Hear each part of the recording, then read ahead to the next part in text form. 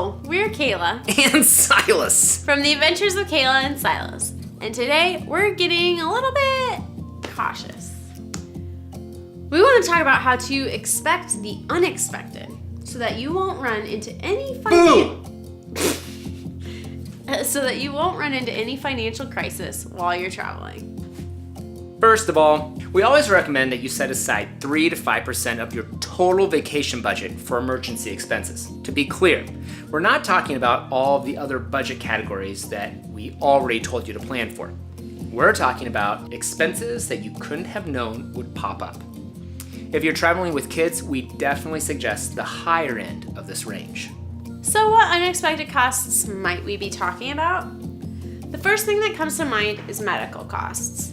Travel insurance might cover some big stuff, but I've spent extra money on a bunch of weird and unexpected things.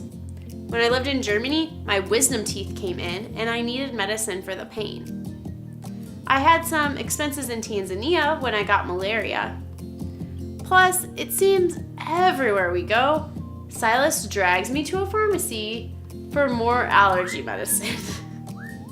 When you travel, you inevitably forget things. I'm especially bad at this. I've had to buy a belt to hold up my pants, a rain jacket, a pack of t-shirts, just to name a few things. Whether it's sunscreen, enough socks, or an iPhone charger, there's always something. Then there are the things that you're never, ever going to see coming.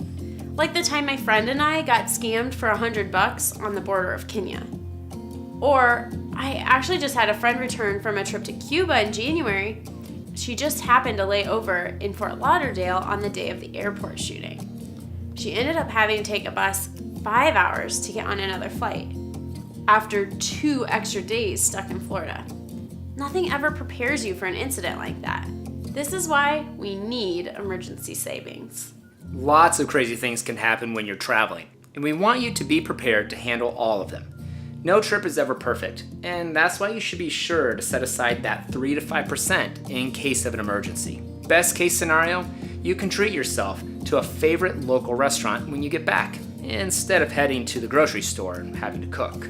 Throughout the series, we ask that you leave any questions you have in the comment section down below. Or if you have a specific question, feel free to email us directly or connect with us on social media. Also, don't forget to sign up for our monthly newsletter.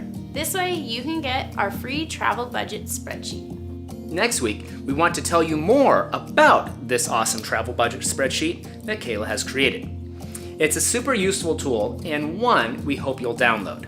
Once again, we're Kayla and Silas wishing you luck with your upcoming adventures.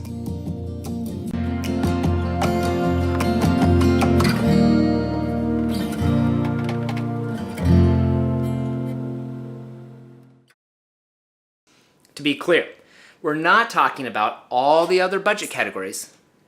My eyes, I don't know what I did. Oh man, that was really good. I'm sorry.